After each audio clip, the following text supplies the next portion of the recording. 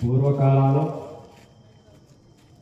ఇదే భూమి మండలం మీద మనం ఇప్పుడు ఎలాగైతే నివసిస్తూ ఉన్నామో ఇదే భూమి మీద ఈ భూమండలం మీదనే ఒకప్పుడు సూర్యవంశ రాజులు చంద్రవంశ రాజులు ఇరువురు కూడా ప్రజలకు సానుకూలంగా ఈ రాజ్యం ఈ భూమండలాన్నంతా కూడా పరిపాలిస్తూ ఉండేవారు.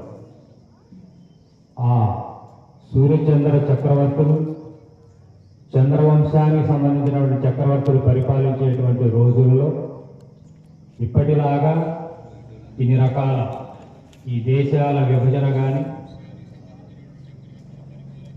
ఇతర పొరుగు దేశాల యొక్క విభజన కానీ ఏమి ఉండేది కాదు.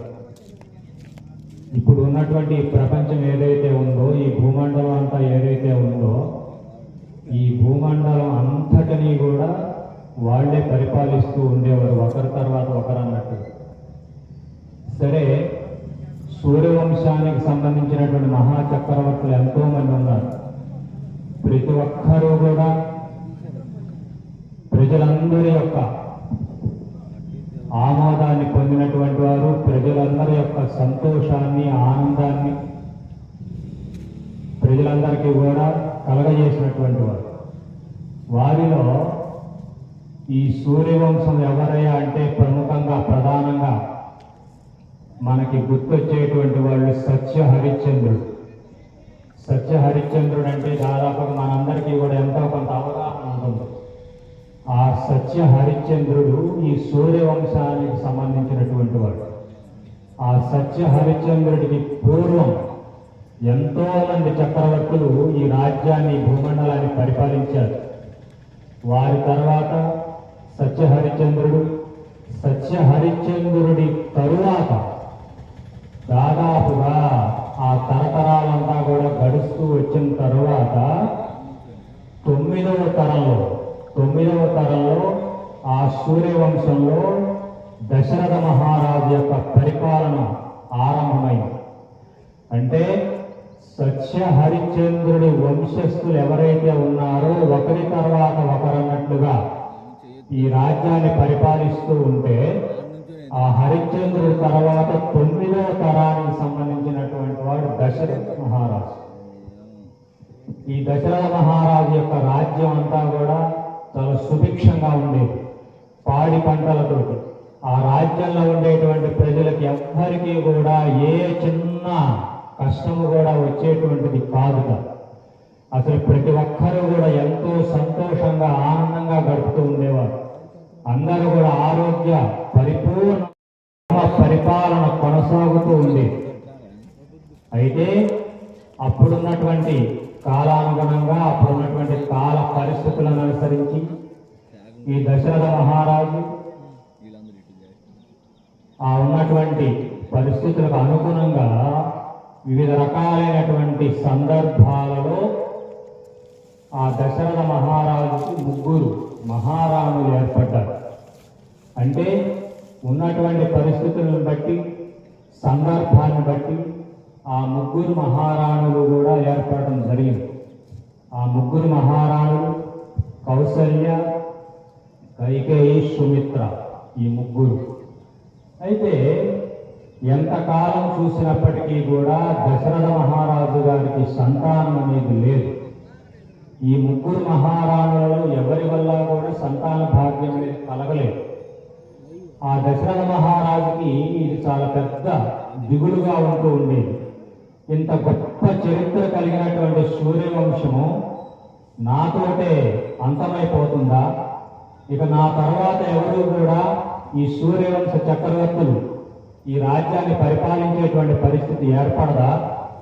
ఆ చెడ్డ పేరు దశరథుడితోటే సూర్యవంశం అంతమైపోయింది అనేటువంటి చెడ్డ పేరు నాకు కలుగుతుందా అని చెప్పేసి ఆయన ఎప్పుడు కూడా బాధపడుతూ ఉండేవాడు. ఎంతో పేరు ప్రఖ్యాతులు కలిగినటువంటి సూర్యవంశం దశరథ మహారాజుతో అంతమైపోయింది.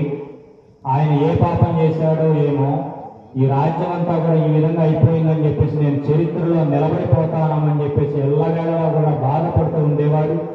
అందుకు సంబంధించి అనేక రకాలైనటువంటి యజ్ఞాలు, యాగాలు ఎన్నెన్నో చేస్తూ ఉండేవాడు.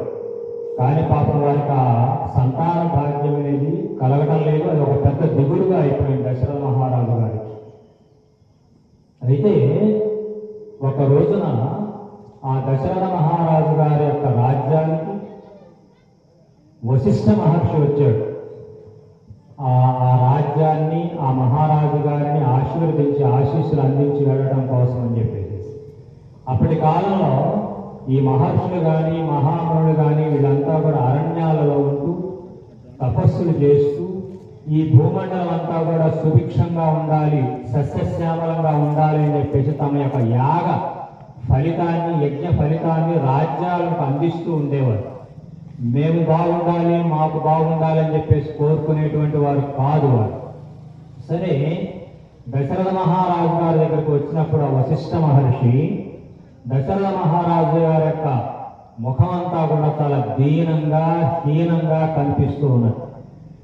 అది చూసి, ఏమిటి మహారాజా, మీరు ఎంతో సంతోషంగా ఆనందంగా గడపాల్సినటువంటి సమయం ఇది, మరి ఎందుకు ఇలా దీనంగా హీనంగా ఉన్నామని చెప్పేసి ఆ వశిష్ఠ మహర్షి అడిగితే, తన మనస్సులో ఉన్నటువంటి ఆ దుఃఖాన్ని, ఆ బాధను ఆ వశిష్ఠ మహర్షికి చెప్పుకున్నాడు.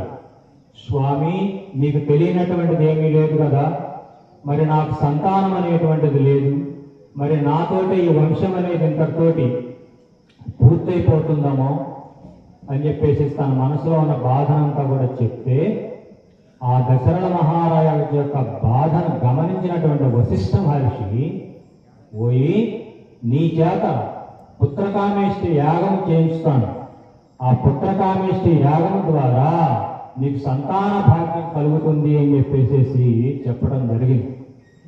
అది వినగానే దశరథ మహారాజు గారికి ఎంతో సంతోషం వేసింది. అసలు ఆ నిమిషంలోనే సంతానం కలిగింది అన్నంత ఉత్సాహం కలిగింది మనస్సులో. సరే, ఆ సలహా ఇచ్చినటువంటి వాడు వశిష్ఠ మహర్షి గనక, వశిష్ఠ మహర్షి దైవాంశ సంభూతుడు గనక ఆయన ద్వారానే, ఆయన చేతుల మీదుగానే ఆ యాగం నిర్వహింపజేయాలి అని చెప్పేసి అనుకున్నటువంటి దశరథ మహారాజు వెంటనే తగిన ఏర్పాటు చేసి ఆ వశిష్ఠ మహర్షి ద్వారానే ఆ పుత్రకామేష్టి యాగాన్ని ప్రారంభించాడు. పుత్రకామేష్టి యాగం జరుగుతూ ఉన్నది. జరుగుతూ ఉంటే మొదటి రోజు చాలా నిర్విఘ్నంగా కొనసాగింది. రెండవ రోజు కూడా అంతకంటే ఇంకా చాలా నిర్విఘ్నంగా ఆ యాగం కొనసాగుతూ ఉన్నది. మూడవ రోజున ఆ యాగం చేస్తూ ఉంటే దశరథ మహారాజు వారి యొక్క ఆ మహారాణులు ముగ్గురు నలుగురు కూడా కూర్చొని ఆ యాగం చేస్తూ ఉంటే, మూడవ రోజున యాగం జరుగుతూ ఉన్నటువంటి సందర్భంలో ఆ హోమగుండంలో నుండి యజ్ఞపురుషుడు ఆవిర్భవించాడు. యజ్ఞపురుషుడు శంఖు చక్ర గదా పద్మాలు ధరించి ఉంటాడు. యజ్ఞపురుషుడు శ్రీమన్నారాయణమూర్తి యొక్క అవతారం.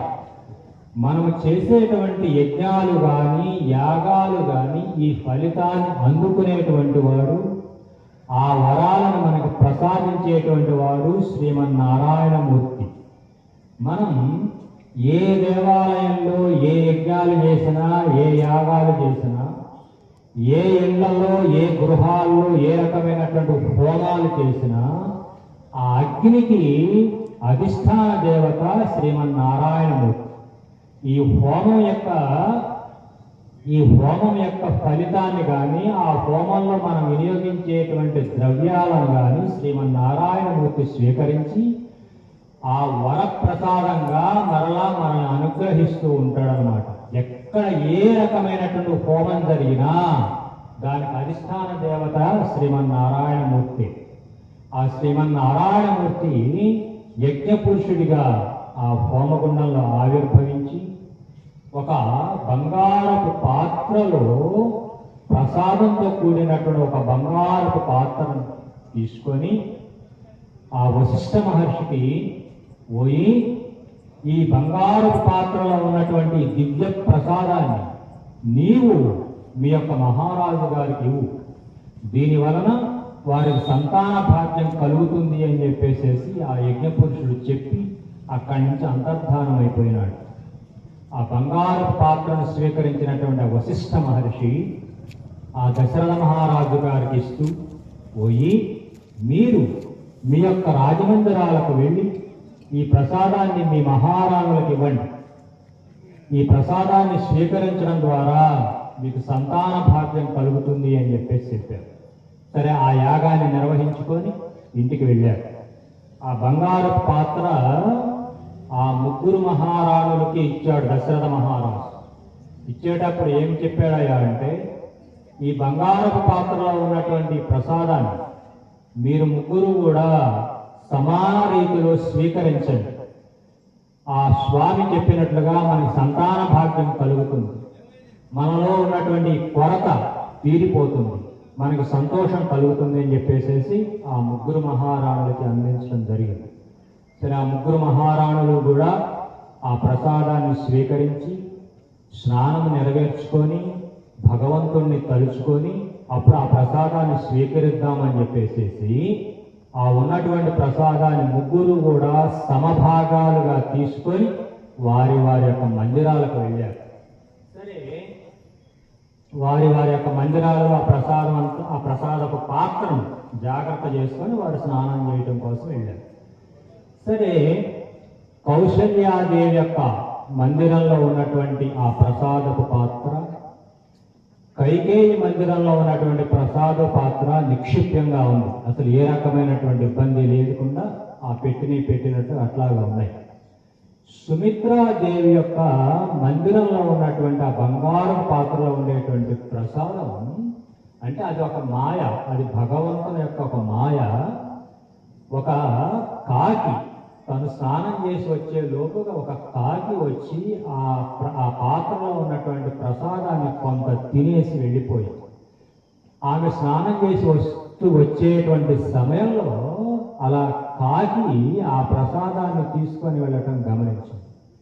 అయ్యయ్యో, మహారాజు గారు ఇచ్చినటువంటి ప్రసాదం ఇలా కాకి ద్వారా ఎంగిలిపడింది కదా, దీన్ని నేను తీసుకొనవచ్చో తీసుకోకూడదు, దీనివలన ఫలితం ఉంటుందో ఉండదో అని చెప్పి తనలో తాను బాధపడుతూ, ఈ విషయం కనుక దశరథ మహారాజు గారికి తెలిస్తే తనని నిందిస్తాడమో అనేటువంటి భయంతో కౌసల్యాదేవి కైకేయికి పిలిచి ఈ జరిగినటువంటి విషయం చెప్పింది. చెప్పగానే వాళ్ళు ఏమన్నారయ్యా అంటే, దీనికి ఇంత బాధపడాల్సినటువంటి పరిస్థితి ఏముంది, మహారాజు గారు ఇచ్చినటువంటి ప్రసాదం మా దగ్గర నిక్షేపంగా ఉంది కదా, కాబట్టి అందులోంచి కొంత ప్రసాదం తీసుకు నీకు అందిస్తాము, ఈ విషయం బయటికి తెలియాల్సిన అవసరం లేదు, మన ముగ్గురం కూడా ఆ ప్రసాదం స్వీకరిద్దామని చెప్పేసి ఒకరికొకరు సర్ది చెప్పుకున్నారు, ధైర్యం చెప్పుకున్నారు. సరే, కౌసల్యాదేవి తన పాత్రలో ఉన్నటువంటి కొంత ప్రసాదాన్ని, కైకేయీదేవి తన పాత్రలో ఉన్నటువంటి కొంత ప్రసాదాన్ని తీసుకొచ్చి సుమిత్రాదేవికి అందించింది. సరే, భగవంతుణ్ణి తలుచుకొని ఆ ప్రసాదం స్వీకరించారు. స్వీకరించిన తరువాత 3 మాసాలకు ఆ ముగ్గురు మహారాణులు కూడా గర్భం దాల్చడం జరిగింది. సరే, ఎన్నో సంవత్సరాల తరబడి ఎదురు చూస్తూ ఉన్నటువంటి పరిస్థితి, ఆ గర్భం దాల్చారు అని విషయం తెలియగానే అందరూ కూడా రాజ్యం ముందు ప్రధానంగా మహారాజు గారి యొక్క కుటుంబం కంటే కూడా రాజ్యంలో ఉండేటువంటి ప్రజలు ఎంతో పండగ చేస్తున్నారు. ఎందుకంటే ఈ రాజులు ఇంత పేరు ప్రఖ్యాతులు కలిగినటువంటి మహారాజు, ఈ చక్రవర్తులు కనుక తొలగిపోతే ఇంత చక్కగా మనం పరిపాలించేటువంటి వాళ్ళు లేరు కనుక ఈ వంశస్థులే మనల్ని పరిపాలిస్తూ ఉండాలి, ఈ వంశమే అభివృద్ధి చెందుతూ ఉండాలని చెప్పేసి ప్రజలందరూ కూడా ఎంత తహతహలాడుతూ ఉండేవారు. అందువల్ల ఆ రాజ్యంలో ఉండేటువంటి ప్రజలందరూ కూడా పండగ చేసుకున్నారట. సరే, అలా కాలం గడిచిన తర్వాత ఒక శుభ ముహూర్తాన వీరి ముగ్గురు రాణులు కూడా ప్రసవించడం జరిగింది. ప్రసవించడం జరిగినప్పుడు ఒకే రోజున కొన్ని నిమిషాల వ్యత్యాసంతో ముగ్గురు మహారాణులు ఒకేసారి ప్రసవించారు. ముగ్గురు మహారాణులకి కూడా 4 మగపిల్లలు పుట్టారు. కౌసల్యాదేవికి, పెద్ద భార్య అయినటువంటి కౌసల్యాదేవికి పెద్ద కుమారుడు. తరువాత కొన్ని గడియల తేడాతోటి కైకేయికి పురుష సంతానం కలిగింది. ఆ తర్వాత కొన్ని నిమిషాల సమయంలోనే సుమిత్రకు కవల పిల్లలు పుట్టారు. వాళ్ళు కూడా ఇద్దరు మగపిల్లలే. అసలు ఇక చెప్పలేని మాటలలో చెప్పలేనంత ఆనందం. అసలు ఇక వంశం ఉండదోమో వంశం లేదోమో అనుకునేటువంటి పరిస్థితుల్లో మనం గనక విపరీతమైనటువంటి దాహం వేస్తూ మంచినీళ్ళు అందుబాటులో లేకపోతే ఏ విధంగా మన మనసు తహతహలాడుతూ ఉంటుందో, ఎవరో ఒకరు వస్తే బాగుండు, గుక్కెడు నీళ్లు గొంతులో పోస్తే బాగుండని మనసు ఎంత తహతహలాడుతూ ఉంటుందో, ఆ రకమైనటువంటి పరిస్థితుల్లో వారికి ఒక్కసారిగా రాజమందిరంలో 4 పురుష సంతానం కలిగేసరికి ఓ పెద్ద ఉత్సాహం, పెద్ద సంతోషం, ఎంతో ఆనందం కలిగింది. సరే, అది జరిగిన మరుక్షణమే వశిష్ఠ మహర్షిని పిలిపించి ఆ వశిష్ఠ మహర్షి ద్వారా సంతాన భాగ్యం కలిగింది గనక వారి చేతుల మీదగానే నామకరణం చేయాలి అని చెప్పేసి మహారాజు గారు నిర్ణయించుకొని ఆ వశిష్ఠ మహర్షి సలహా మేరకు వారికి నామకరణం చేశారు. ఎలా నామకరణం చేశారయ్యా అంటే, వశిష్ఠ మహర్షి ఆ 4 మగపిల్లల్ని కూడా వారి యొక్క ముఖాలలో చూసి ఆ ముఖాలను గమనించి నామకరణం పేరు పెట్టడం జరిగింది. మొదటగా జన్మించినటువంటి ఆ పెద్ద కుమారుడు యొక్క ముఖాన్ని పరిశీలించాడు వశిష్ఠ మహర్షి. పరిశీలించి పెద్ద కుమారుడికి శ్రీరామ అని చెప్పేసి నామకరణం చేశాడు. ఆ తరువాత రెండవ కుమారుడు యొక్క ముఖాన్ని పరిశీలించి ఆయనకు భరతుడు అని చెప్పేసి నామకరణం చేశాడు. ఆ తర్వాత కవల పిల్లలు ఉన్నారు. ఆ కవల పిల్లల యొక్క ముఖాలను పరిశీలించినటువంటి వశిష్ఠ మహర్షి ఒకరికి లక్ష్మణుడు అని, ఒకరికి శత్రుఘ్నుడు అని చెప్పేసి నామకరణం చేశాడు. ఈ విధంగా వశిష్ఠ మహర్షి ద్వారా నామకరణం చేయబడినటువంటి 4 కుమారులు కూడా అల్లారు ముద్దుగా పెరుగుతూ ఉన్నారు. ఈ నామకరణం జరిగినటువంటి 3వ రోజున ఈ కమల పిల్లలిద్దరూ కూడా, లక్ష్మణుడు శత్రుఘ్నుడు అనేటువంటి ఈ కమల పిల్లలిద్దరూ కూడా విపరీతంగా రోదన చేస్తూ ఉండేవారు, విపరీతంగా ఏడుస్తూ ఉండేవారు. పాలు పట్టినా కూడా ఏడుపు ఆపేవాడు కాదు, ఏదైనా ఆడించినా కూడా ఆ ఏడుపు అనేది ఆపేవాళ్ళు కాదు. ఎన్ని రకాల ప్రయత్నాలు చేసినా, ఏదైనా కడుపులో నొప్పిగా ఉందా లేకపోతే ఇంకొకటి అని వైద్యులు వచ్చి చూసినప్పటికీ, ఎన్ని రకాల ఉపశాంతులు చేసినప్పటికీ కూడా వారి యొక్క ఏడుపు అనేది అసలు ఆగేదే కాదు. అది చూసి భయం వేసి మరలా వశిష్ఠ మహర్షి, ఆ వశిష్ఠ మహర్షి అంటే అప్పటి కాలంలో ఆయన జగద్గురు, ఇప్పటికీ కూడా ఉన్నాడు వశిష్ఠ మహర్షి, ఆయన చిరంజీవి.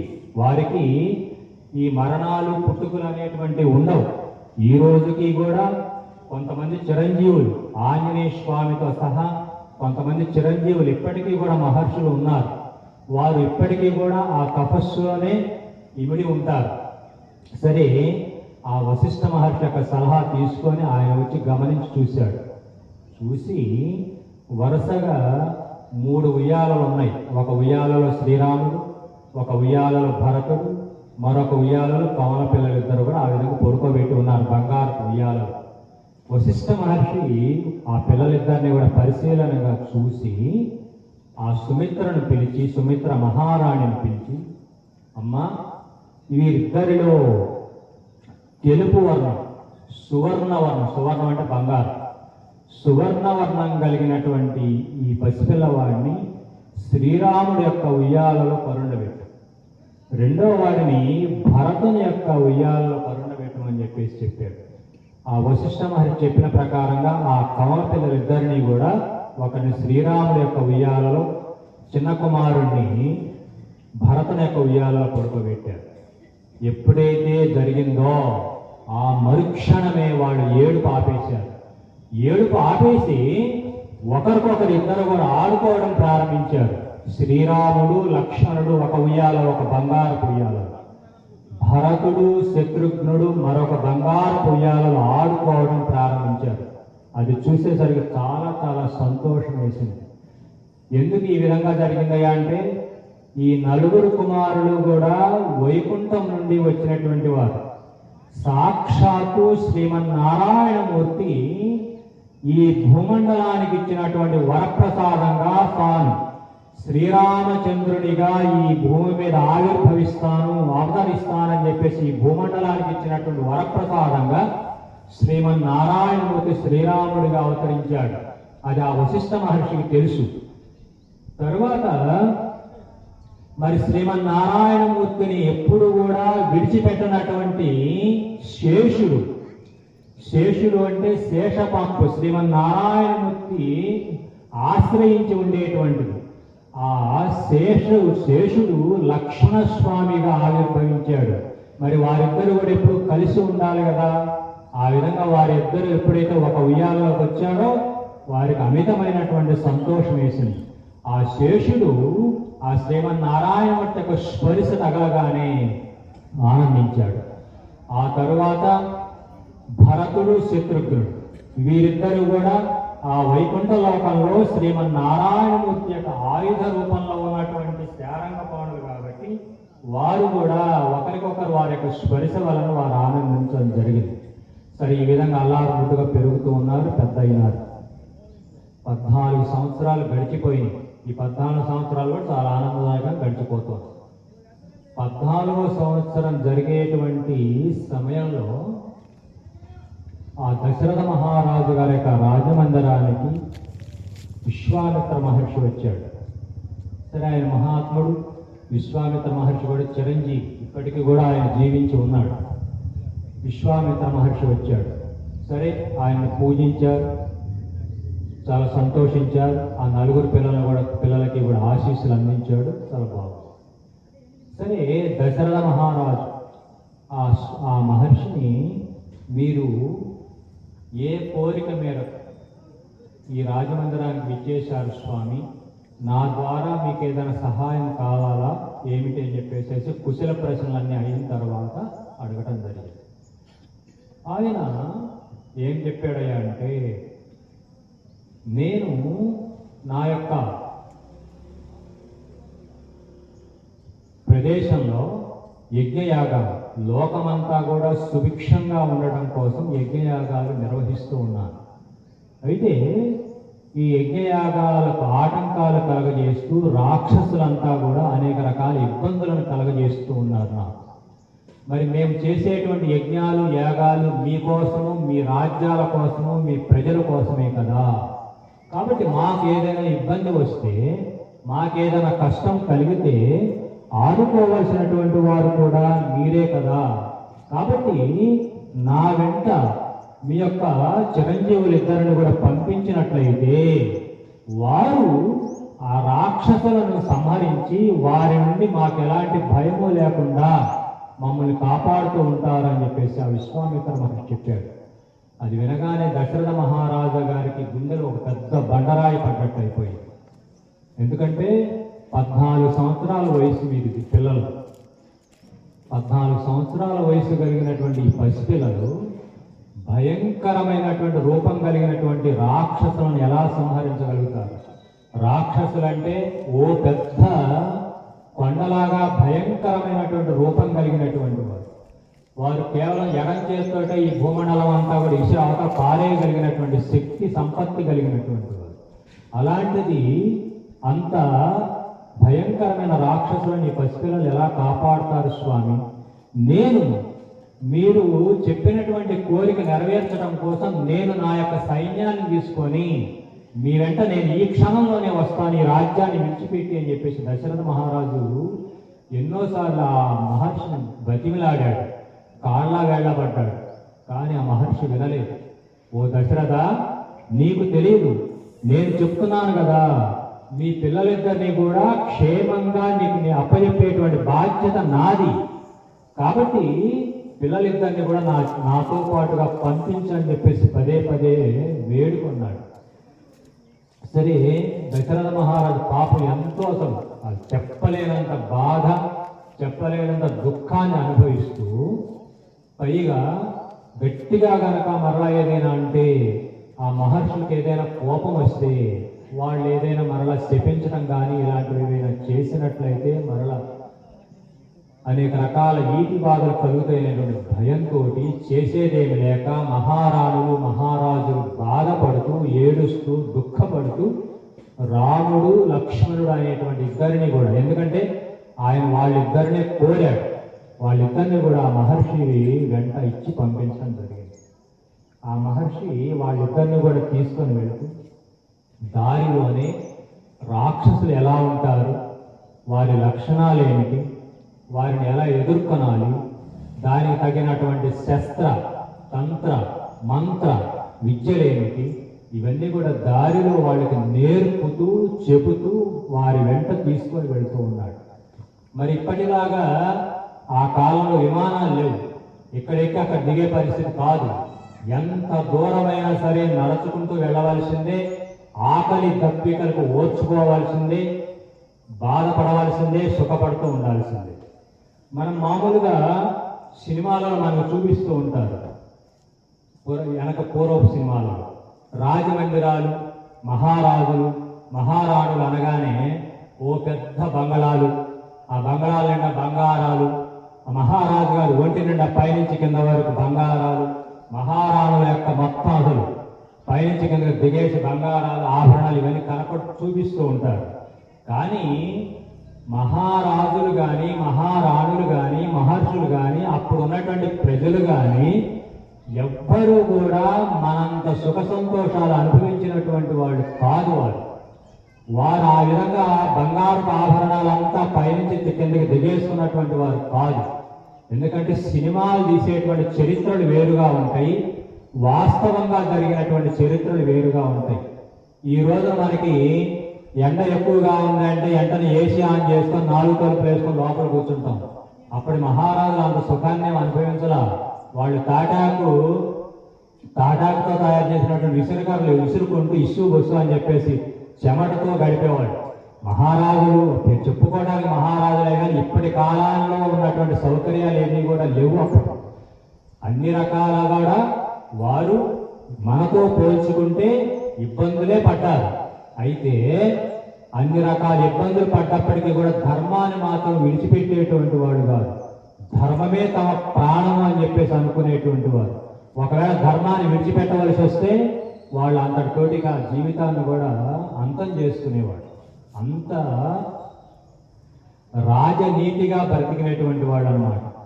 అలాగే మనలాగా ఇంత పెద్ద పెద్ద అంతస్తులు కలిగినటువంటివి కాదు రాజమందిరాలు ఏవి కూడా. రాజమందిరాలన్నీ కూడా రాళ్లతోటి మట్టితోటి నిర్మాణం చేసినటువంటి, పైన ఉండేటువంటి కప్పులన్నీ కూడా గడ్డితోటి. ఇప్పుడు మనం దర్భ అని చెప్పేసి ఒక రకమైనటువంటి గడ్డిని ఉపయోగిస్తూ ఉంటాం దైవ కార్యాలలో. అలాంటి దర్భతో కప్పబడి ఉండేవి రాజమందిరాలన్నీ కూడా. మనలాగా పెద్ద పెద్ద స్లాబులు 1-4 అంతస్తులు ఇవన్నీ ఉండేవి కాదు. ఇది అంటే మనకు అనిపిస్తుంది మహారాజులు ఈ రకంగా ఉన్నారా అని చెప్పేసి. దానికి మనకు ఒకటే తార్కాణం. ఇప్పటి రోజుల్లో రాజు కోటలు అని చెప్పేసి కనపడుతూ ఉంటాయి, మనం వెళ్ళి చూస్తూ ఉంటాం. హైదరాబాద్లో ఉండేటువంటి గోల్కొండ కోట కానీ, తిరుపతిలో ఉండేటువంటి చంద్రగిరి కోటలు కానీ అక్కడక్కడ మనకు కనిపిస్తుంటాయి రాజకోటలు. ఈ రాజకోటలు మనకి గోడలే తప్ప పైన కప్పులు కనిపించవు. కారణం ఏమిటయ్యా అంటే రెల్లుగడ్డితో కప్పబడినటువంటివి కాబట్టి ఆ రెల్లుగడ్డి అంతా కూడా రాలిపోయి ఆ గోడలు మొండి గోడలు మాత్రమే కనిపిస్తూ ఉంటాయి. ఏ రకమైనటువంటి సౌకర్యాలు కూడా లేకుండా ఉంటాయి అన్నమాట. సరే, ఈ మహర్షి ఈ ఇద్దరు కుమారులు వెంట పెట్టుకొని వెళ్తూ ఆ విద్యలను కూడా నేర్పుకుంటూ తన యొక్క ఆశ్రమానికి తీసుకొని వెళ్ళాడు. తన యొక్క ఆశ్రమానికి వెళ్ళేసరికి ఆ రాక్షసుల యొక్క వృత్తాంతాలు కానీ వారి యొక్క శక్తులు యుక్తులన్నీ కూడా ఈ పసిపిల్లలిద్దరికి కూడా అర్థమైపోయినాయి. మనకంటే అర్థం కావు. శ్రీమన్నారాయణమూర్తి యొక్క అవతారం కదా, ఆయన భూమి మీదకి వచ్చిందే రాక్షస కులాన్ని అంతరించడం కోసం కాబట్టి వారికి ఆ విద్యలన్నీ కూడా వచ్చేసినాయి. సరే, మహర్షి యొక్క మందిరం దగ్గరకు వచ్చేసరికి ఆ చిన్నపిల్లలిద్దరు కూడా రాముడు లక్ష్మణుడు మహర్షికి గట్టిగా శపథం చేసి చెప్పారు, స్వామి మీ యొక్క యాగాన్ని ప్రారంభించి మీరు నెరవేర్చుకోండి. ఏ రకమైనటువంటి ఆటంకాలు లేకుండా మేము మిమ్మల్ని కాపాడుతూ ఉంటాం, రక్షిస్తూ ఉంటామని చెప్పేసి వాళ్ళు శపథం చేశారు. ఆ ధైర్యము మహర్షికి కూడా ఉన్నది కాబట్టి ఆ మహర్షి నిరాటంకంగా మరలా యాగం మొదలుపెట్టి నిర్వహిస్తూ ఉన్నాడు. ఆకాశంలో మాయా రూపంలో రాక్షసులు వివిధ రకాలైనటువంటి వికృత చేష్టలు చేస్తూ ఉంటే రాముడు లక్ష్మణుడు వాళ్ళని ఎదుర్కొంటూ ఆ యాగానికి ఏ రకమైనటువంటి ఆటంకాలు కలగకుండా యాగం పరిసమాప్తి అయ్యే వరకు కూడా రక్షించడం, కాపాడడం జరిగింది.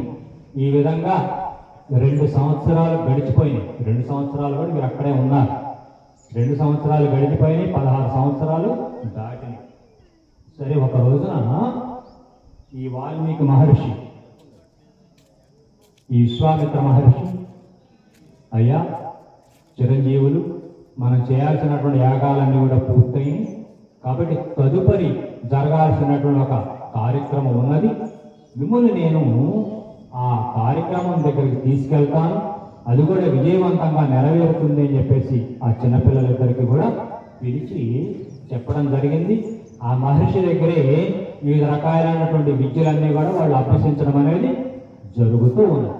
ఇదంతా కూడా ఈ అయోధ్య నగరంలో ఉండేటువంటి దశరథ మహారాజు సూర్యవంశానికి సంబంధించినటువంటి వృత్తాంతం అలా కాలం గడుస్తూ ఉన్నది.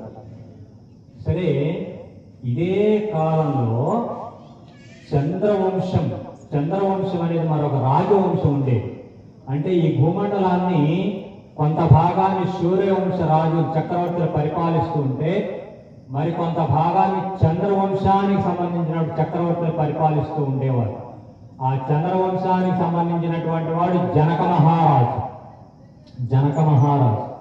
ఈ రాజ్యాలన్నీ కూడా విభజన జరిగిన తరువాత ఇప్పటిలాగా ఇది అమెరికా, ఇది లండన్, ఇది పాకిస్తాన్, అది ఇది అని చెప్పేసి ఇన్ని రకాల పేర్లు లేవు. అప్పుడు ఈ భూమండలం అంతా కూడా ఒకటే రాజ్యం. ఈ భూమండలాన్ని వివిధ భాగాలు చేసుకొని చక్రవర్తులు పరిపాలిస్తూ ఉండేవారు. ఈ దేశ విభజనలు జరిగిన తర్వాత సరే, అయోధ్య అంటే అది శ్రీరాముడు, దశరథ మహారాజు, ఇవన్నీ కూడా మనకు తెలిసినటువంటిదే. జనక మహారాజు కానీ వారి యొక్క కుటుంబీకులు, వారి యొక్క పరిపాలన విధానం ఇప్పుడున్నటువంటి కాలానికి బట్టి ఈ ప్రదేశం అంతా కూడా ఎక్కడ ఉన్నది అంటే బీహార్ రాష్ట్రంలో గంగా నదికి ఉత్తర భాగంలో ఆ మిథిలా నగరం, ఆ జనక మహారాజు గారి యొక్క ప్రదేశం, ఇదంతా కూడా అక్కడ ఉన్నది. ఇప్పటికీ కూడా జనక మహారాజు గారి యొక్క కోటను మనం చూడొచ్చు. మామూలుగా వీడియోలో చూపిస్తూ ఉంటారు అనుకోండి. బీహార్ రాష్ట్రం అంటే నేపాల్ యొక్క సరిహద్దు ప్రాంతాలలో ఇప్పటికీ కూడా జనక మహారాజు గారి యొక్క రాజకోట ఉన్నది. ఇప్పటికీ కూడా మనం వెళ్ళి చూడొచ్చు. ఎంతో మంది దాన్ని చూస్తూ ఉంటారు. అక్కడ సీతామ్మవారు నివసించినటువంటి ప్రదేశం కానీ, ఆ మందిరం కానీ, అవన్నీ ఇప్పటికీ కూడా నిక్షేపంగా ఉన్నాయి. ఇప్పుడు వెళ్ళినప్పటికీ కూడా మనం వాటిని పరిశీలన చేయవచ్చు. సరే, ఈ జనక మహారాజు గారికి కూడా సంతాన భాగ్యం అనేది లేదు. ఆయన కూడా ఎన్నో రకాల యజ్ఞాలు, యాగాలు, పూజలు, పునస్కారాలు ఎన్నో నెరవేర్చాడు. సరే, మహర్షి యొక్క ఆదేశానుసారం తాను కూడా పుత్రకామేష్టి యాగం చేద్దామని చెప్పేసి ఆ సరయూ నది ఒడ్డున ఆ భూమిని చదును చేస్తూ ఉంటే, ఆ చదును చేసేటువంటి సమయంలో ఆ భూమిని నాగలితో దున్నుతూ ఉన్నటువంటి సమయంలో ఆ నాగలి చాలులో ఒక బంగారు పెట్టె ఒకటి కనిపించింది. ఆ బంగారు పెట్టె కనిపించగానే ఆ నాగలి దున్నేటువంటి రైతు గబగబా ఆ జనక మహారాజు గారి యొక్క మందిరానికి వెళ్ళి ఇలా నాగలితో దున్నుతూ ఉంటే, చదును చేస్తూ ఉంటే బంగారు పెట్టె ఒకటి దొరికింది. మరి అందులో ఏముందో ఏమిటో అని చెప్పేసి గబగబా వెళ్ళి భయంతో చెప్పాడు. వెంటనే జనక మహారాజు తన యొక్క పరివారాన్ని తీసుకొని వచ్చి మహర్షి యొక్క సలహా మేరకు ఆ బంగారు పెట్టె తీసి తెరిచి చూస్తే అందులో ఆడబిడ్డ, చిన్న పసిపిల్ల ఆడుకుంటూ కనిపించింది. బంగారపు వర్ణం కలిగినటువంటి, బంగారపు ఛాయ కలిగినటువంటి చిన్న పసిపిల్ల ఆడుకుంటూ కనిపించింది. మన సంతానం కోసం యాగం చేద్దామని చెప్పేసి ప్రయత్నం చేసేటువంటి సమయంలో భగవంతుడే ఈ రూపంగా మనకు సంతానాన్ని, భాగ్యాన్ని కలగజేశాడని చెప్పేసి ఆనందిస్తూ జనక మహారాజు గారు ఆ బంగారపు పెట్టెలో ఉన్నటువంటి ఆ పసిపిల్లను తీసుకొని ఇంటికి వెళ్ళాడు. ఆమెకి నామకరణం చేశారు. ఏమని? సీత అని చెప్పేసి నామకరణం చేశారు. సీత అని ఎందుకు చేశారయ్యా అంటే నాగల యొక్క చాలుని, ఆ గీతలాగా ఉండేటువంటి నాగల యొక్క చాలుని సంస్కృతంలో సీత అంటారు. ఆ నాగల యొక్క చాలులో దొరికింది కాబట్టి అదే పేరు పెట్టారు సీత అని చెప్పేసి. అంతేకాదు సీత అంటే లక్ష్మీదేవి యొక్క అవతారం. ఇక్కడ మరి శ్రీమన్నారాయణమూర్తి అవతరించాడు కాబట్టి మరి ఆయన కోసం లక్ష్మీదేవి కూడా భూమి మీద అవతరించాలి. ఆమె సీతాదేవి రూపంలో ఈ భూమి మీద అవతరించింది. మరి లక్ష్మీదేవి యొక్క వర్ణం బంగారపు వర్ణం కనుక ఆ రూపంలో అవతరించడం జరిగింది.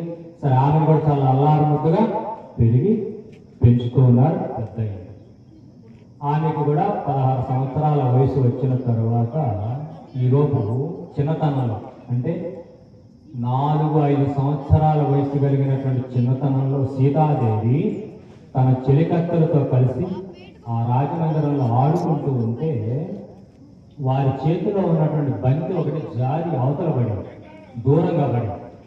దూరంగా పడితే ఆ బంతి తీసుకురావడం కోసం చెలికత్తెలు వెళ్ళారు. చెలికత్తెలకి ఆ బంతి అంటే ఒక గోడ పక్కన ఒక ధనస్సు ఒకటి పెట్టుంటే ఆ ధనస్సుకి గోడకి మధ్యలో అది ఇరుక్కుపోయింది. ఆ బంతి తీయడానికి రావడం లేదు. చెలికత్తెలు తీయడానికి రాకపోతూ ఉంటే సీతాదేవి వెళ్ళింది ఆ బంతి తీసుకురావడానికి. ఎందుకంటే 3-4 సంవత్సరాల వయసు కదా, ఆడుకునేటువంటి వయసు.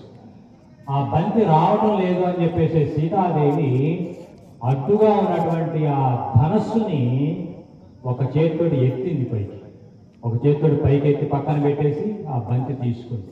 అది జనక మహారాజు గారు చూసి ఆయన ఎంతో ఆశ్చర్యపోయినాడు.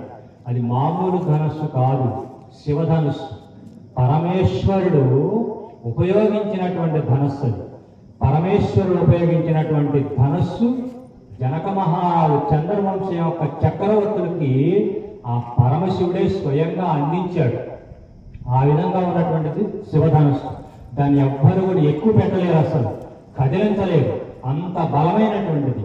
అంత బలమైనటువంటి ఆ శివధనుస్సును పక్కకు జరిపి ఆ బంతి ఎప్పుడైతే తీసుకుందో సీతామ్మవారు, ఆ రోజుని జనక మహారాజు ఒక నిర్ణయానికి వచ్చాడు. భవిష్యత్తులో వివాహ సమయంలో ఎవరైతే ఈ శివధనుస్సును ఎక్కువ పెడతారో వారికే సీతాదేవినిచ్చి వివాహం చేయాలని చెప్పేసి ఆ చిన్నతనంలోనే ఆయన నిర్ణయానికి వచ్చాడు. సరే, అమ్మవారి పెరిగి పెద్దదైంది, 16 సంవత్సరాల వయసు వచ్చింది. సరే, జనక మహారాజు గారి భూమండలం అంతా కూడా చాటింపు వేయించాడు. ఏమని? ఎవరైతే శివధనస్సును ఎక్కువ పెడతారో వారికి తన కుమార్తె అయినటువంటి సీతామ్మవారిని ఇవ్వడమే కాకుండా ఈ రాజ్యం అంతా కూడా అప్పచెప్తానని చెప్పేసి ఆయన ప్రకటన చేశాడు. అది వినగానే అనేక మంది చక్రవర్తుల యొక్క కుమారులంతా, రాజకుమారులంతా కూడా రావడం ప్రారంభించారన్నమాట. ఒక్కొక్కరు వస్తూ ఉన్నారు, శివధనుస్సును కదిలించలేకపోతూ ఉన్నారు, ఆపశోపాలు పడుతున్నారు, ఆయాస పడుతున్నారు. కానీ ఏ రకంగా కూడా శివధనుస్సు కనీసం ఒక అంగుళం కూడా అటు ఇటు కదలడం అనేది లేదు. లంకలో ఉండేటువంటి రావణాసురుడు కూడా వచ్చాడు. లంకలో ఉండేటువంటి రావణాసురుడు కూడా వచ్చి ఆ శివధనుస్సు, నేను ఎల్లవేళలా కూడా శివుణ్ణి పూజిస్తూ ఉంటాను, శివుణ్ణి స్మరిస్తూ ఉంటాను, అసలు నా శరీరంలోనే శివుడు ఉన్నాడు కాబట్టి శివధనుస్సు నాకు పెద్ద లెక్కలో ఏముంది, ఆ శివుడే నా శరీరంలో ఉండిపోయినాడు, అంత మంత్రబలం కలిగినటువంటి వాడు, నాకు ఇది పెద్ద లెక్కలో విషయమా అని చెప్పేసి ఆ రావణాసురుడు దీనికోసం నేను పెద్ద బలాన్ని ఉపయోగించాలా, పెద్ద శక్తిని ఉపయోగించాలా, గాలితో ఊస్తే పక్కకి వెళ్ళిపోతుంది అనేటువంటి అహంకారంతో, అహంభావంతో రావణాసురుడు తన యొక్క ఎడం చేతి చిటికిన వేలతోటి ఆ శివధనుస్సును పక్కకు జరుపుదామని చెప్పేసి ప్రయత్నం చేశాడు. పాపం ఆ చిటికిన వేలతో ఆ శివధనుస్సును పక్కకు జరుపుదామని ప్రయత్నం చేస్తే ఆ బరువుకి, ఆ శక్తికి ఆ రావణాసురుడు యొక్క చిటికిన వేలు ఇరిగిపోయింది. ఆ రావణాసురుడికి ఎడమ చేతికి చిటికిన వేలు అనేది ఉండదు. ఇప్పటిలాగా కట్లు వేసేటువంటి, ఇప్పటిలాగా బోల్ట్లు వేసి రేంచిని పెట్టి బిగించేటువంటి కాలం కాదుగా అప్పుడు. ఇప్పుడు శరీరంలో ఉండేటువంటి ఎన్ని ఎముకలు ఎరిగినా స్టీల్ రాడ్ వేస్తారు, బోల్ట్లు పెట్టి బిగిస్తారు, ఇంకా పగడబందీ చేస్తారు. పాప అప్పటి రోజులు అది లేదు. ఆ రావణాసుడు యొక్క చిటికిన వేలు ఆ బరువుకి ఇరిగిపోయింది. ఆయన ఆ అవమానంతో వెళ్ళిపోయినాడు. ఆ అవమానంతో వెళ్ళిపోయినటువంటి రావణాసురుడు ఆ రోజు నుండే ఈ సీతామ్మవారి మీద, ఈ జనక మహారాజు మీద, ఈ చంద్రవంశ రాజుల మీద, సూర్యవంశ రాజుల మీద అప్పటి నుండే ఆయన శత్రుత్వం అనేది పెంచుకుంటూ ఉన్నాడు. అప్పటి నుంచే ఆ అవమాన భారంతో అప్పటి నుండే ఆయన శత్రుత్వాన్ని పెంచుతూ ఉన్నాడు అన్నమాట. సరే, ఈ విధంగా ఒకరి తర్వాత ఒకరు అందరూ కూడా రావటం అనేది ఎవ్వరి వల్ల కూడా శివధనుస్సుని కదపటము, కదిలించడం అనేది జరగలేదు. ఆ తర్వాత విశ్వామిత్ర మహర్షి యొక్క ఆజ్ఞానుసారం శ్రీరాముడు, లక్ష్మణుడు కూడా ఈ ప్రదేశానికి, జనక మహారాజు గారి యొక్క మందిరానికి రావడం జరిగింది. ఆ విశ్వామిత్ర మహర్షి యొక్క ఆజ్ఞ మేరకు, ఆయన ఆజ్ఞాపిస్తేనే శ్రీరాముడు అడుగు వేస్తాడు. అంటే అప్పటి రోజుల్లో ఆ గురువులకు అంత విలువ ఇచ్చేవారు. వారు చెప్తేనే మనం చేయాలి. మనం ఒక వ్యక్తిని గురువుగా భావిస్తే ఆ గురువుకు అంత విలువ ఇచ్చేవారు. వారు చెప్తేనే మనం చేయాలి, వారు ఆదేశించకపోతే మనం చేయకూడదు అనేటువంటి నియమాన్ని గట్టిగా పాటిస్తూ ఉండేవారు. విశ్వామిత్ర మహర్షిని ఆజ్ఞాపించాడు శ్రీరాముడు, నీవు వెళ్ళి ఆ శివధనుస్సును కదిలించు అని చెప్పేసి ఆజ్ఞాపించాడు.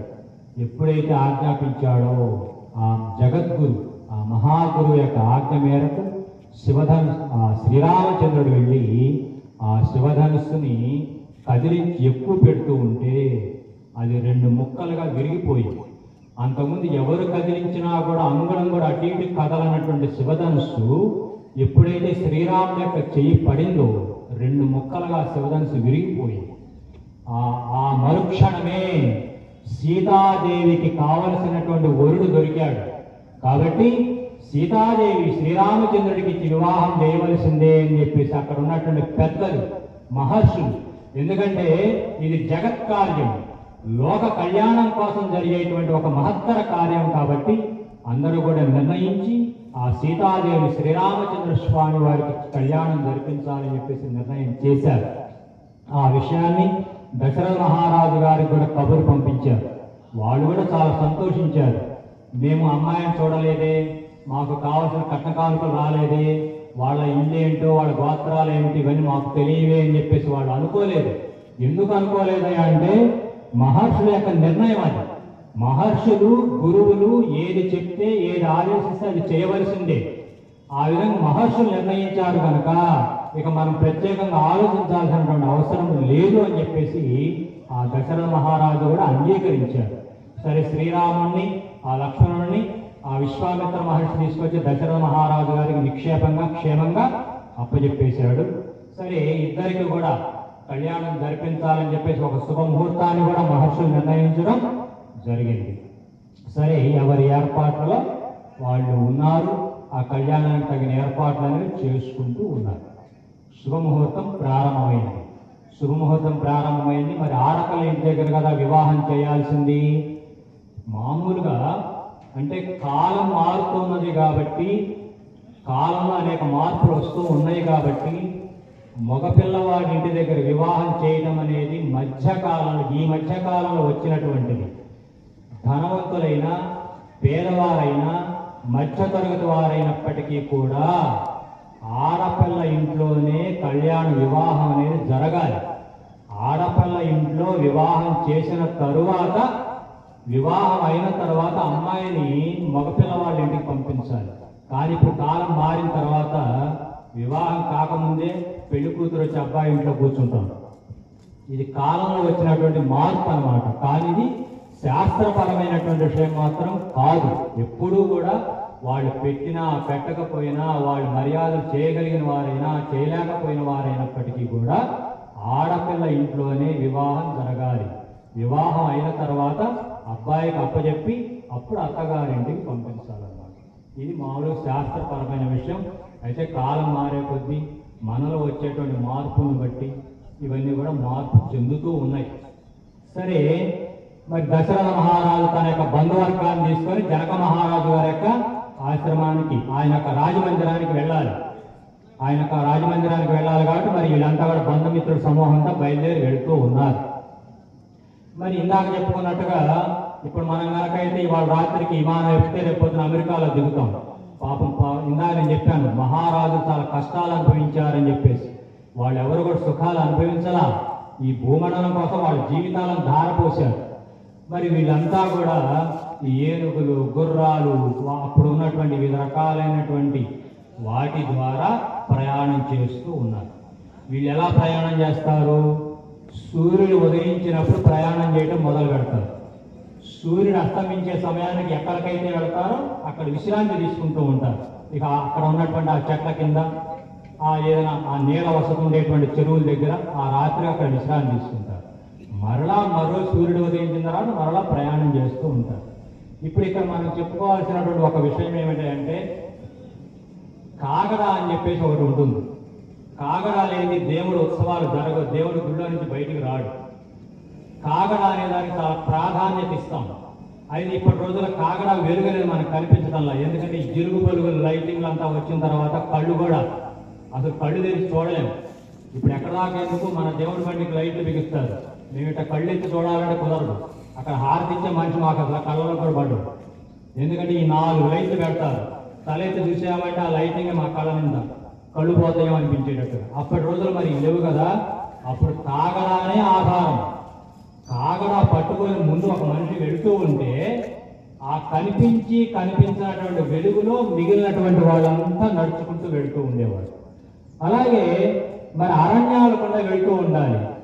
అరణ్యాలకుండా వెళ్ళాలి అంటే వివిధ రకాలైనటువంటి పులులు, సింహాలు, విషజంతువుల భయం ఉంటుంది.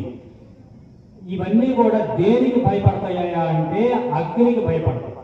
ఎంత భయంకరమైన సింహమైనా పులైనా కూడా అగ్ని చూసింది అంటే భయపడుతుంది, ఇంకా వేటికి భయపడదు. ఎన్ని రకాల ప్రాణులైతే ఉన్నాయో మనతో సహా ఎన్ని రకాల ప్రాణులైతే ఉన్నాయో అన్నీ కూడా అగ్నికి భయపడేవి. మరి అరణ్యాలకుండా వెళ్ళాలి కాబట్టి వాటి నుండి రక్షించుకోవడం కోసం, కాలి బాట కనిపించడం కోసం ముందు ఒకరు కాగడా పట్టుకొని వెళుతూ ఉంటే ఆ వెలుగులు వీళ్ళంతా కూడా నడుచుకుంటూ వెళుతూ ఉండేవారు. అప్పటి నుండి ఈ కాగడా అనేటువంటి సాంప్రదాయం వచ్చింది మనకి. ఈ కాగడా అనేటువంటి సాంప్రదాయం ఆ రూపంగా వచ్చింది, వెలుగు కోసం, రక్షణ కోసం ఏర్పాటు చేసినటువంటిది అనమాట అది. సరే, వీళ్ళంతా నడుచుకుంటూ వెళ్ళిపోయినారు. చిన్నగా ఎత్తగా మొత్తానికి ఆపసోపాలు పడి జనక మహారాజు గారు ఆ మిథిలా నగరం యొక్క సమీపంలోకి వచ్చారు, కూర్చున్నారు.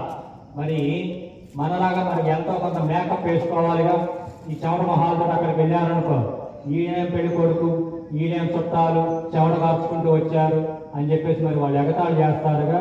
మరి అప్పటి కాలానికి వెళ్ళినట్టు ఎంతో కొంత మేకప్ వేసుకోవాలి కాబట్టి పౌడర్లు, క్రీములు, బోములు, ఈ బ్యూటీ పార్లర్లు ఇవన్నీ లేవు అప్పుడు. పాప ఈ సెంట్లు గింట్లు కూడా లేవు. మరి ఒక చెట్టు కింద విశ్రాంతి తీసుకొని ఆ పక్కనే మరి ఆ చెరువులో నీళ్లు తీసుకొని కాస్త మొహాలవి కడుక్కొని కాస్త శుభ్రం చేసుకొని వెళదామని చెట్టు కింద విశ్రాంతి తీసుకుంటూ ఉన్నటువంటి సమయంలో శ్రీరాముడు పక్కన మనలాగే స్నేహితులు ఉంటారు. మనకు ఎట్లాగైతే పక్కన స్నేహితులు ఉంటారు, వాళ్ళకి కూడా స్నేహితులు ఉంటారు. కాబట్టి ఇప్పుడు మన పక్కన ఉండే స్నేహితులేమో ఉన్నవి 4 లేని 10 చెప్పేటువంటి వాళ్ళు ఉంటారు. అప్పుడు ఉన్నటువంటి స్నేహితులేమో ఉన్నట్టుగా చెప్పేటువంటి వాళ్ళు ఉంటారు, శ్రేయోభిలాషులుగా ఉంటారు. సరే, పాప ఎగతాళిగా శ్రీరాముడు పక్కన ఉన్నటువంటి ఒక స్నేహితుడు, శ్రీరామ, నీవు చేసుకునేటువంటి పెళ్లి కుమార్తె ఏమాత్రము కూడా ఆస్తిపాస్తులు కలిగినటువంటిది కాదుట. అది ఎక్కడో ఎడారి పరిపాలించేటువంటి వాడు ఆ జనక మహారాజు. బీహార్ రాష్ట్రం, అన్ని ఎడారులు ఉంటాయి, అక్కడ ఏమీ ధనం ఉండదు, ధాన్యం ఉండదు. నిన్నూరికి మాయం ఇచ్చాడు. నువ్వు ఇంత చక్రవర్తి కుమారుడివి, నీవు పోయి ఆ పేదంటి పిల్లని చేసుకుంటావా? అసలు ఆమె కాలు చేయి ఎలా ఉందో ఏమిటో అని చెప్పేసి ఎగతాళిగా చెవులో ఊదాడు. ఊదేసరికి మరి శ్రీరాముడు కూడా మరి వివాహం చేసుకునేటువంటి వయసు కదా. అది వినగానే శ్రీరాముడు, అలాగా, మరి మహర్షులంతా మరి ఎలా నిర్ణయం చేశారు? అయినా పెద్దవాళ్ళు నిర్ణయం చేశారు కదా, చేసుకోవటమేలే, నువ్వు ఇవన్నీ చెప్పొద్దులే అని చెప్పేసి అన్నారు. వీళ్ళు ఆట పట్టించడం కోసం ఒకటి మాట అయితే వినడం లేదని చుట్టూతో 10 మంది చేరారు. మరి 10 మంది చెప్పినప్పుడు ఆటోమేటిక్గా 1-4 సార్లు చెప్పారు, నీకు మైండ్లో చెప్తుందిగా, ఓహో అయితే నేను సీతాదేవిని ముందుగానే చూడవలసిందేనో, సీతాదేవిని ఒకసారి చూసిన తర్వాతనే నేను వివాహానికి, కళ్యాణానికి బయలుదేరతానని చెప్పేసి ఆయన అలిగి ఒక రావి చెట్టు కింద కూర్చున్నాడు. రావి చెట్టు శ్రీమన్నారాయణమూర్తి యొక్క రూపం ఆయన రావి చెట్టు.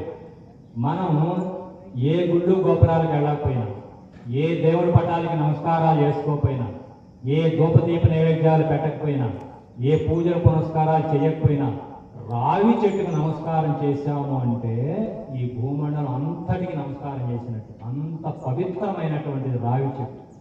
సరే, ఆ రావి చెట్టు కింద కూర్చున్నాడు. మరి ఆయన అలగ తీర్చాలి కదా, పైగా మగపిల్లవాడు. అప్పటి కాలంలో మగపిల్లలకి మనదా కూడా అంతేలే, మగపిల్లల గిరాకీ ఎక్కువ. పాప ఆయన అలిగి వెనక్కపోతే మళ్ళీ పిల్లాన్ని తీసుకురాలేదు. ఇప్పుడంటే కాలం మారింది, ఇప్పుడు ఆడపిల్లలు దొరకట్లా, ఎదురు కట్నాలు చేసుకుంటున్నారు. కాకపోతే బయటికి మాత్రం బెట్టుగా ఇంత ఇస్తా ఉన్నారు, అంత ఇస్తా ఉన్నారు, పైకి ఊరికి బెట్టుగా చెబుతున్నారు. ఎదురు కట్నాలు ఇవ్వటం ఇవి అందరిలో జరుగుతుంది. అయితే కొంచెం పరువు కోసం మాత్రం పైకి చెప్తూ ఉంటారు, అక్కడ అంత ఉందా, ఇక్కడ ఇంత ఉందా ఇస్తూ ఉంటారు అని చెప్పేసి. కానీ ఆడపిల్లలు మాత్రం ఎదుగులాటే. మా ఇళ్ళలో అయితే అసలు ఆడపిల్లలు లేరు. సరే, కాలం మారింది. సరే, మరి ఈ శ్రీరాముడి యొక్క అలగ తీర్చాలి కనుక సీతామ్మవారు ఎలా ఉందో ఏమిటో చూసి వద్దామని చెప్పేసి ఇద్దరు పెద్దవాళ్ళని పంపించారు. అక్కడ ముందుగా పెళ్లి పెద్దలు ఉంటారుగా, వెళ్ళారు.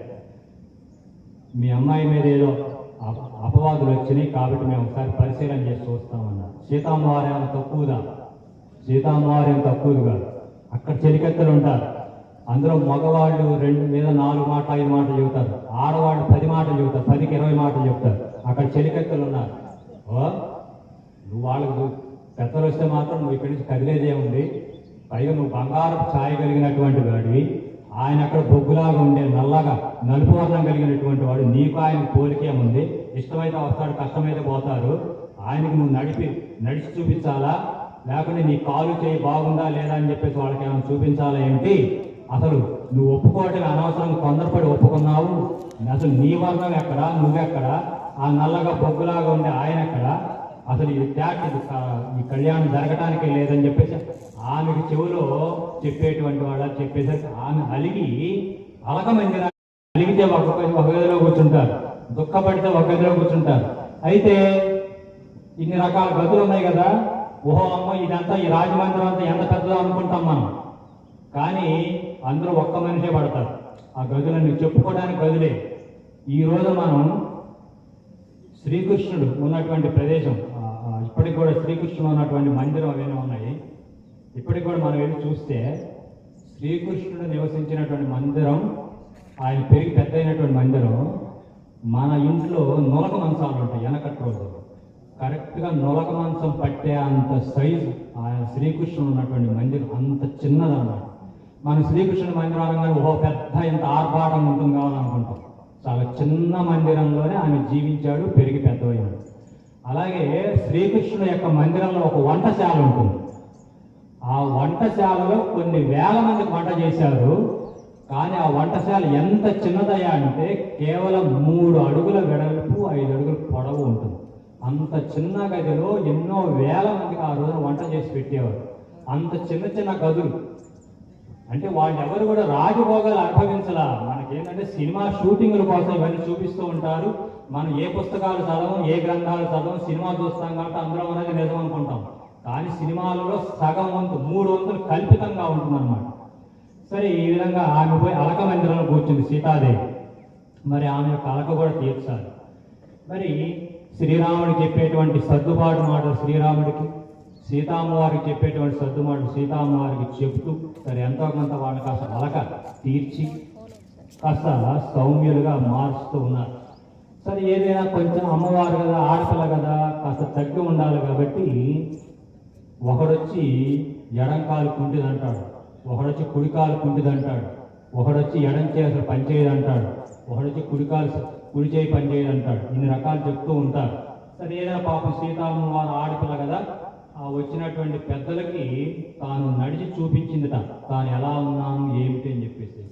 సరే, మరి ఆ రోజున అలా నడిచి చూపించింది కదా, మరి ఈ రోజు కూడా మాకు శ్రీరాముడి తరఫున ఈ రోజు కూడా మాకు కొరతగా ఉంది కాబట్టి మరి ఈ ఆడపిల్లకు సంబంధించి సీతామ్మవారికి సంబంధించినటువంటి పెద్దలు మరి ఈ రోజు కూడా సీతామ్మవారిని కొంచెం ముందుకు జరిపించి మరి ఆమె సక్రమంగా ఉందా లేదా చూపించాలి.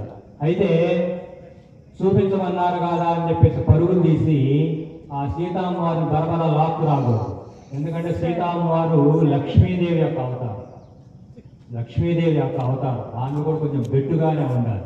ఆమె కూడా బెట్టుగానే ఉండాలి కాబట్టి కొంచెం నిదానంగా అడుగులు వేసుకుంటూ అమ్మవారికి నేను చేసినటువంటి అలంకారాన్ని చెడగొట్టకుండా, మాకు కనుక చెప్పారు కదా అని పరుగులు తీయకుండా నిదానంగా భయంకరీతో. పాప ఇందాక కూడా అమ్మవారికి మేడం లేదు. నిజంగా మీకు అమ్మవారి పెద్దలు కనుకైతే మేడం లేకుండా మా అమ్మాయిని ఎలా తీసుకొస్తాం అనేవాడు. మీరు కూడా ఏంటంటే ఎప్పుడెప్పుడు మళ్ళీ ఆ మగపిల్లడు దొరకడమో మళ్ళీ మన పిల్లలు అన్యాయం అయిపోతారని మనం కూడా ఎట్ట కూడా పోదాలని అన్నట్టుగా వచ్చారు. వాస్తవానికి అయితే మరి మీకు మేడం లేదు, తాళం లేదు, తాగడగండి దాకా. సరే ఏదో ఒక జరిగింది కనుక సరే చిన్నగా 4 అడుగులు ముందుకు వేసుకొస్తే మరి ఇక్కడ దాకా వచ్చి తీరం మళ్ళీ ఇప్పుడు అడిగి కూర్చున్న పెద్ద ప్రయోజనం లేదుగా. ఆ పట్టు అనేది ఇందాక ఉండాలి. సరే కాస్త ముందుకు తీసుకొచ్చి చూపిస్తే తర్వాత రాముల వారు కూడా ముందుకు వచ్చి మరి సీతాదేవిని పరిశీలించి వారి యొక్క కళ్యాణం జరగడం జరుగుతుంది. మరి